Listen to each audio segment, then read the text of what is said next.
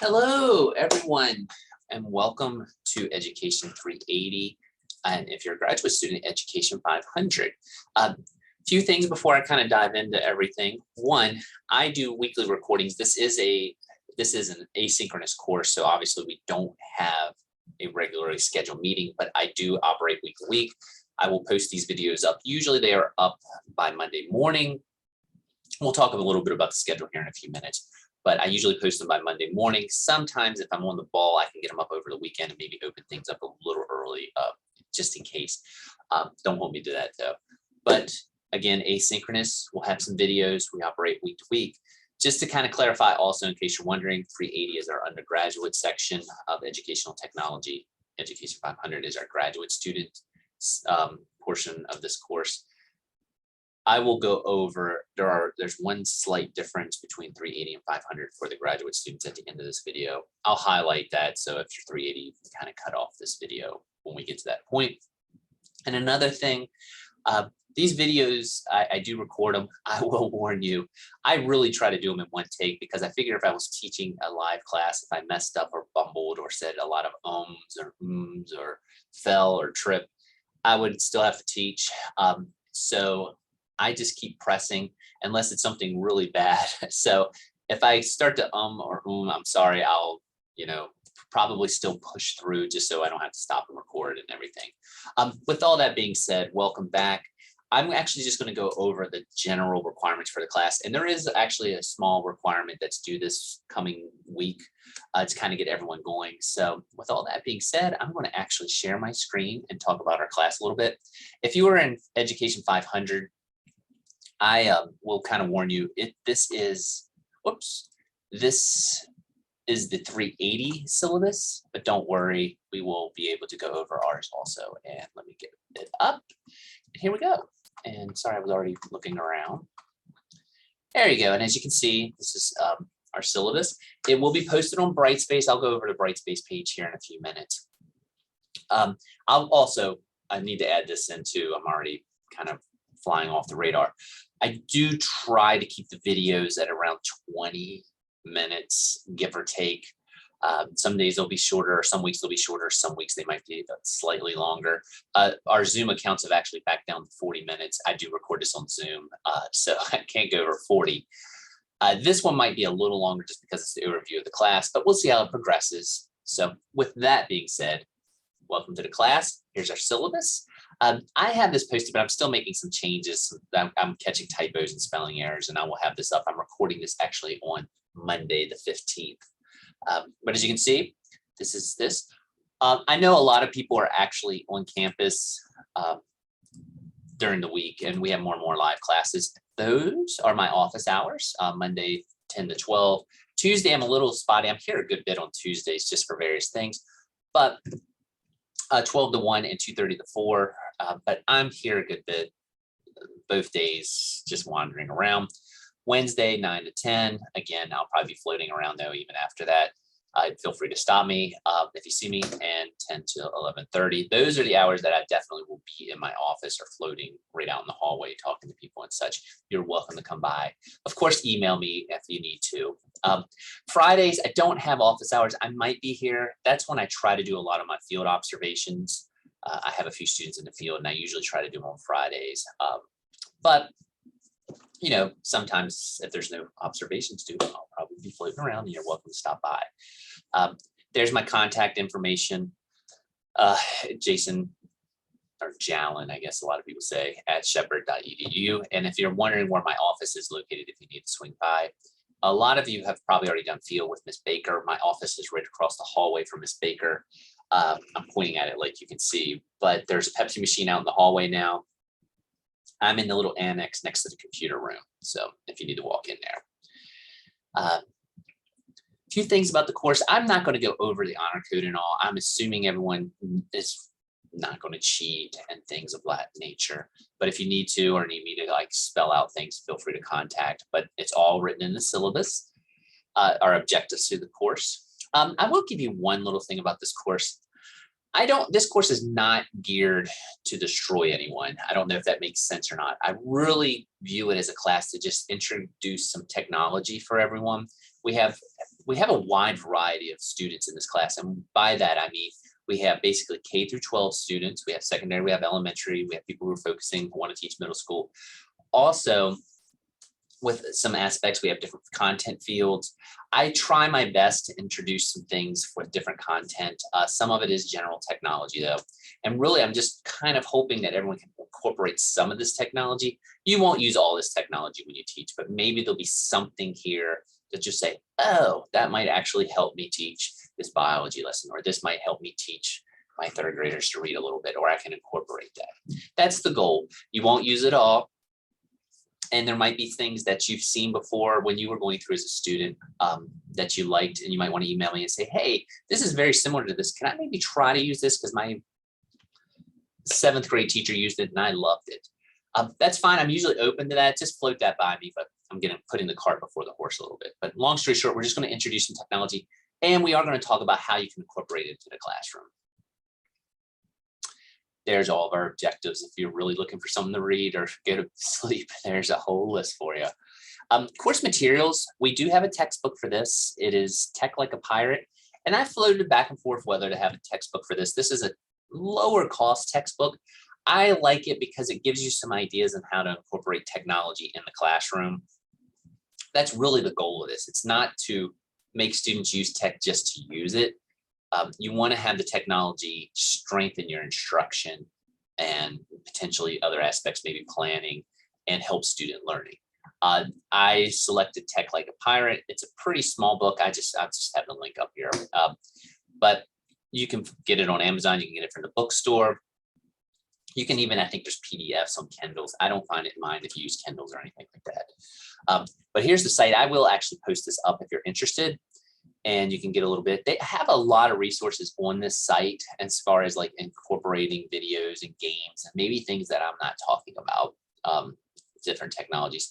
I use the ones that I've been introduced to and I'm familiar with. But again, if you see something that you really want to try, just float it by me if it's close to it, and I'll expand on that here in a little bit. There's the course overview, our outcomes. Again, tech. There. Let's go down plagiarism. Again, this isn't going to be it. This is probably the part that most people are going to be most interested in. The assignments. I will say this. I have this course set up. I try to do it as almost like a rhythm. And what I mean by that, after this first week, you'll basically have 3 things you have to do each week. You have to do the technology, which it might be Nearpod. You're going to do a discussion, which is going to be on the reading, the Tech Like a Pirate. And then you're going to do a short little blog. And by the blog, the blog itself only needs to be a couple of sentences, whether you like the technology and whether you think you might use the technology. And don't worry, I have no stock in any of this technology. So if you don't like it and you say that, it's not going to offend me at all. There are some technologies on here I like, and I'll say so in the videos. And there's some that I'm not as big a fan of, but other teachers and other instructors are in the K through 12 world. So I don't want to not introduce you to those. So with that being said, here's what we need to do. You have those weeks, but there is a key assessment. I'm going to talk about that here in a few minutes. It's a lesson plan, basically outline or brainstorming. You do have to do that for this class. There are 10 discussions. They're based on the Tech Like a Pirate reading. Like I said, they need to be about 150 words. If you come in at 148 and it's a fantastic post, you'll get to 10. Some people like to do the like 80, 85. I do read them. So please, I'd like a little bit of depth. I don't think 150 words is too much to ask. If you go over it, that's no problem. Classroom resources, that's going to be the different types of tech. This is 10 points. This is 10 points. And the tech might be, like I might tell you, we're going to create a Google Classroom this week. You complete that, you do what I require of the assignment, that's 10 points. You do the discussion, it's 150 words, it's related to the prompt, that's 10 points. The blog, like I said, just a reflection on whether you think it's a worthy tech for you. That one only needs to be a couple sentences. Like, for example, I love Nearpod. It's great. I could see myself incorporating the use of maps and the virtual field trips for teaching middle school and reinforcing some of the things we talked about. Bam, that's your blog. That's also 10 points. And then there's also one final thing. This is kind of the final in the class, but you can complete it anytime that you would want. You have to complete an Apple Educator certification. That is something that is really good for your portfolio or your resume that you've completed this. It also gets you used to using a little bit of Apple technology, which can be a little different. Schools, elementary schools really actually use Apple a good bit. I will say during the pandemic, some things shifted to Google. It seems like things are starting to shift back. High school, secondary, I see more Google, but I've also seen some Apple type things. And also I think just getting used to using the Apple is important because some school districts are Apple areas. I know it's a little ways away, but I was in Hardee County in West Virginia to do observations last fall. That whole county uses nothing but Apple products. The actual process is actually free. I'll talk about it in a different video. I'm not going to do it on this one in the coming weeks, just so you kind of know. But just if you want to be ahead of the game, you do have to do a technology Apple certification. And again, it's all free. You'll get a little certificate. You can actually attach it to your resume. You can put it on your resume, put it in your portfolio, whatever you want to do. There are the outlines and some of the text that we're going to do. I've actually got a couple that I'm going to add to this. I was going through, there's one called Canva. I want everyone to kind of give a shot at, and Cami is another one that I think Jefferson County uses. I'm going to add those on here too. But let me say this. Sometimes I have options, and that's what I'm going to do with this. Like, for example, Wakelet, Padlet. A lot of people are very familiar with Padlet and they prefer to do that. I try to give you choices some weeks, depending on what you're familiar with or what you want to try. Some people like Wakelet. I use Wakelet more than I use Padlet. They're portfolio systems and they're very similar. So I just want you to try one of them to be familiar with it. Usually I don't make you do both. So we'll do choices. But again, I'll go over that each week. But here's that. Here's that. And Nearpod Pear Deck is one I've seen. Used to be nothing but Nearpod. I have seen more and more school districts starting to use Pear Deck, and I will admit I have used both. But when I was teaching middle school, I used Nearpod a lot. I think, not to brag, but I think I was on the Nearpod trend way early. That would be 2010-ish and stuff. So I'm more familiar with it. So I definitely lean more Nearpod than Pear Deck. But that being said, also Edpuzzle is another one. I think that's a very cool tool we'll talk about. It's kind of funny. I'm going to get sidetracked. I do that a lot, but I'm going to go ahead and say this. When this class, when I taught it before the pandemic, a lot of this stuff, everyone was like, wow, this is great. I've never seen this. Now, most everyone has either used it in the classroom or had seen teachers use it. So maybe it's not as groundbreaking when you see it now, but it's still all things I want you to be familiar with. There's some things too, like you're going to film yourself teaching a very small lesson, very short video to kind of get used to EdTPA type stuff. We're also going to create a website. I will be, and I'll get into this, that's not as common in schools now. It's something I think you can maybe have your students do. And I will say I do it early because that's usually the one assignment where people want to like throw things at the screen because it can get a little moody, but we're going to give it a shot anyway. And actually I have Google on there, but that actually needs to be just the Apple certification. The Google actually costs a little bit of money and there's some delays with it. We're doing it a little bit during the pandemic. So taking that off. And then some of these I'm sure you've done, QR codes, flip grids and such, but we're going to do them all. That'll be awesome. It's a 500-point scale. And there's a more breakdown of that. There's the schedule. And as you can see, you know, we've got TLP is Tech Like a Pirate in the discussions. And as you can see, most of the time it is just going to be technology. This week, not this week, but like in week 2, it's going to be, you're going to create a website. You're going to do a blog on the website. You're going to do a discussion. There's your 3. I'll talk about what we're going to do for this week here in a second. As you can see, it's all should be outlined. Last date of withdrawal is the 28th of October. Please make sure you do that if you need to get out. And again, one thing I will be as patient as possible in this class as far as like technology. One, I'm not here, we're not face to face. So if you do have problems, you do need to contact me. I can usually try to help you out, or we can meet up. Also, this class has got a wide variety of people. I said K through 12, but I also need to make the point. It's also got some people who are just kind of in the early phases of their educational journey, and some people who are actually getting ready to student teach. So there's a wide variety there. So I do try to be flexible as far as like what everyone's background is, as far as educational methods and things like that are. Hopefully you'll get something you can employ.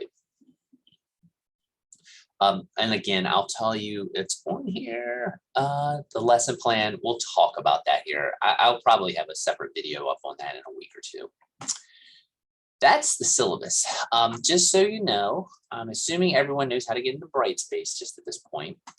I will have some of this cleared off. There was, when I copied it, there were some announcements that were still from the old class.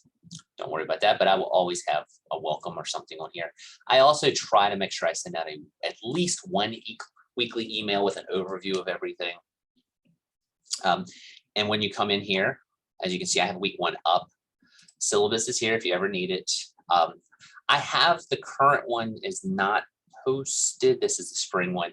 I'm still making some changes, but it's roughly the same, but don't worry, this will be gone when you look at it, but it's all there. In case you were wondering why the office hours looked a little different. Also, there's going to be 2 things here. This is the week, if you haven't been in Brightspace in a little while, this is where everything is and it flows. Our week 1 is right there. You're going to click on that. And I usually have an overview.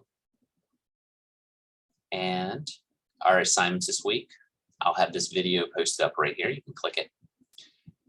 The main thing we're going to do this week is our discussion board and just a little intro. And I'm just going to go ahead and talk about it right now. One thing I want you to do, since we are not a face-to-face class, I think it's nice to do a little bit of an icebreaker or something. One thing I want you to do, Google has something, and you have to do it on your phone or an iPad. And if you have problems with that, just let me know. We have iPads you can borrow here at Shepherd.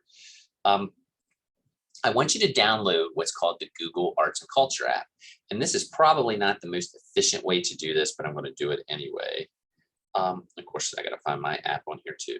And I'm going to show you how to do it. Oh, there it is. Okay. Sorry, old eyes, so I'll probably put my glasses up.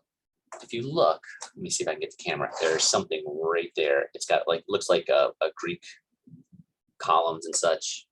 I think you can see it besides my ESPN fantasy app and my Kindle app.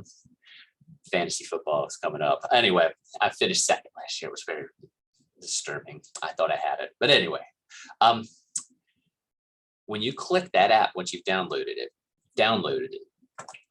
you're going to see something there, and there's a little thing right there. There's a little camera. You're going to click that, and then there's going to be all these little filters. And you see, I know it looks reversed, but hopefully you'll get the idea. And there's things right there at the bottom. You're going to scroll at the bottom, and there should be something. There's pet portraits. There's art transfer. It's a pretty cool thing. I'd like you to check it out. And there is a website on this. It has a lot of resources, not just for art teachers. I used it a lot in social studies. There's science things. I would check the website out. Actually, I have a link to it there in the discussion. But what I want you to do is there's something there called, when you scroll around, it's called the art selfie. You're going to take an art selfie. And as you can see, I'm just going to do my normal selfie. I'm going to hit take a selfie. And what it does is maybe a little frightening, but that's okay. They match you up with different works of art and what you look like, and they do a percentage match. What I want you to do, I don't care which one you do. Like my first one on there was a 62% match. Pick one of those. I'd like you to post it on the website, and usually what you have to do is you can save it or you can share it. It's fine. If you want to just screenshot it, whatever, post it up on the discussion board. Even if it makes you download it and you want to just attach it to the discussion board and not embed it, that's fine. Just somehow get it on the discussion board. If you have problems, just contact me. It should let you save it though. Like for example, it says save, and it should just save it right to your photos. and you can send it to yourself and just throw it up. Once you post it on there, just give a little background to yourself, like what, well, let's just go to the discussion board. Oh, right there. After checking out Google Arts and Culture, complete the following. Just do a brief bio of yourself, your content area. Then post your art selfie, just to kind of give it. And don't worry, trust me, I never think I look like any of the ones that are on there. And you can pick whatever one shows up. It's not meant to embarrass anyone or anything like that.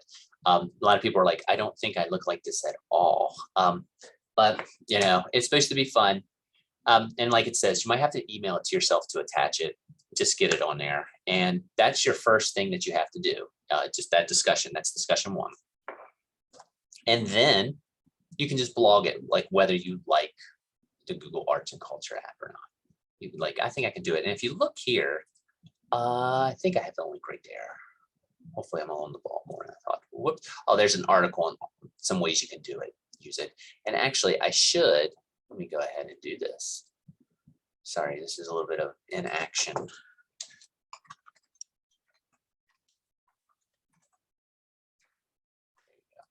I'll make sure this is posted up too.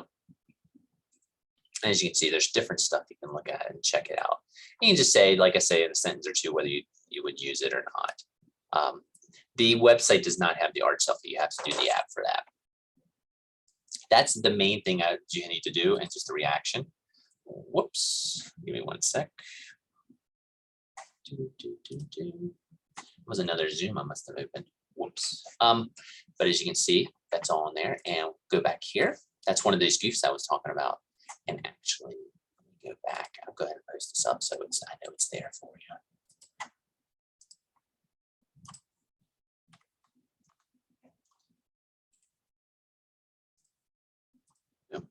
All right. So that's on there. Again, first week, check out the syllabus. Google Arts and Culture. Post your picture, give a little bio. That's the main thing. Now there's one other thing, and I'll add a little reminder on here. I won't type it so you don't have to watch it. We are doing something, you're gonna run into this in every class that you have in education, probably this year outside of 150 or 200. We're doing we have key assessments. It's a term you'll hear when you're teaching and things like that. We have a new system that we are using to gather this information. It's a little quirky with Brightspace, but don't worry, it's quirky on our end. It's not quirky on your end. But what I need you to do, and if you could do it this first week, I would appreciate it very much, because I don't want to have to, I hate to bother you numerous times, but there's something here called key assessment. And I'll put a little reminder on the discussion board for it, but I need you to click on this key assessment. And there's going to be something there called iRubric 1.3. I'll put a little reminder here. You'll just hit click. Oh, please submit your lesson here. This is where babbling. Let me rephrase this. I'm going to reset. Once you've done all this, I need you to go to your key assessment. And this is actually the brainstorming lesson plan. You're going to submit it here. You're going to click. I need you in week 1, though, to go ahead and click this. It's going to take you to something. That's all I need you to do. Once you click, when I see, I'll be able to tell that your name will appear here. I need to have you register for it. And all it involves is you clicking. Now, when you submit the actual unit plan or the lesson plan outline, you'll go back here and do it. But for right now, we just need you to click on the link so I can see that your name's in there and there's no problems. Again, it's not live or die first week. If you're having problems with it, we'll work it out. We have until December to get you in there.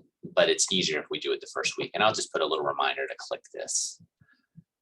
But other than that, that is the class. So let's just review real quick. Overall, the class is basically going to be divided into 3 things outside of a few projects. There will be Google, you'll have your tech, which could be Nearpod, Google Classroom, whatever. You're going to make something with it. Next thing you're going to do, discussion board from Tech Like a Pirate. And then you're going to blog on the tech that you use. So you're going to say, man, I love the Google Classroom. I could not imagine teaching without it.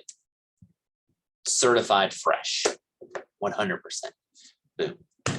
Those are the 3 things you're going to do most weeks. And if you have problems, you can contact me.